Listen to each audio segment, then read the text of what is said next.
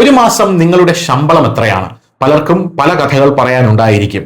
നിത്യവൃത്തിക്ക് പോലും വകയില്ലാതെ രാവിലെ 8 മണി മുതൽ രാത്രി 10 മണി വരെ പല കടകളിലും ജോലി ചെയ്ത് ജീവിക്കുന്നവരും നമ്മുടെ സമൂഹത്തിൽ ഇന്നുണ്ട്. എന്നാൽ ഡിജിറ്റൽ ഇന്ത്യയൊക്കെ ശക്തമായതോടുകൂടി സോഷ്യൽ മീഡിയ വഴി തങ്ങളുടെ ബിസിനസ് വർദ്ധിപ്പിക്കുക, സോഷ്യൽ മീഡിയ തന്നെ പണമുണ്ടാക്കാനുള്ള ഉപാധിയാക്കി മാറ്റുക, സോഷ്യൽ മീഡിയയിലൂടെ തങ്ങളുടെ പഠന വൈദഗ്ധ്യം പുറത്തു കാണിക്കുക, അങ്ങനെ രീതിയിൽ പൈസ ഉണ്ടാക്കുന്നവരുമുണ്ട്. ഇതിനെല്ലാത്തിനും പുറമെ സോഷ്യൽ മീഡിയയിലെ വരാതെ മറ്റ് പല ബിസിനസ് പോലുള്ള വലിയ രീതിയിലുള്ള സംരംഭങ്ങളുമായി ചേർന്ന് പണം ഉണ്ടാക്കുന്നവരുണ്ട്. പോരാത്തതിന് സർക്കാർ ജോലി മാത്രം സ്വപ്നം കണ്ടു കഴിയുന്ന ആൾക്കാരുമുണ്ട്. എന്തായാലും ഇപ്പോൾ ഒരു ഉദ്യോഗസ്ഥയുടെ SBI ഉദ്യോഗസ്ഥയുടെ ഒരു പ്രൊബേഷണറി ഓഫീസറുടെ ശമ്പളം കെട്ടി ഞെട്ടിയിരിക്കുകയാണ് സോഷ്യൽ മീഡിയ.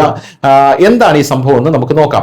അതായത് വരുമാനവും പ്രായവും പുറത്തു പറയാൻ മടിയുള്ള നമ്മുടെ മുമ്പിൽ ഒരു സ്ത്രീ അവരുടെ ശമ്പളവുമായി രംഗത്തെത്തിയിരിക്കുകയാണ്. സ്റ്റേറ്റ് ബാങ്ക് ഓഫ് ഇന്ത്യയിൽ ജോലി ചെയ്യുന്ന പ്രൊബേഷണറി ഓഫീസറായ യുവതി തന്റെ വരുമാനം വെളിപ്പെടുത്തിയതോടെ സോഷ്യൽ മീഡിയ അത് ഏറ്റെടുത്തു.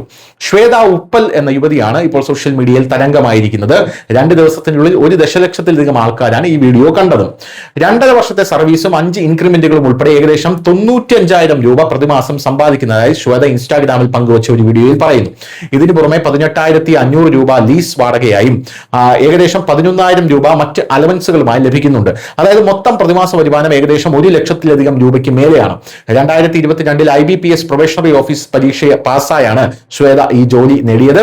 JAIIB junior associate of the Indian institute of bankers, CAIIB certified association of the Indian institute of bankers തുടങ്ങിയ പ്രൊഫഷണൽ ബാങ്കിംഗ് സർട്ടിഫിക്കേഷനുകളുടെ പ്രാധാന്യവും അവർ എടുത്തു പറയുന്നു.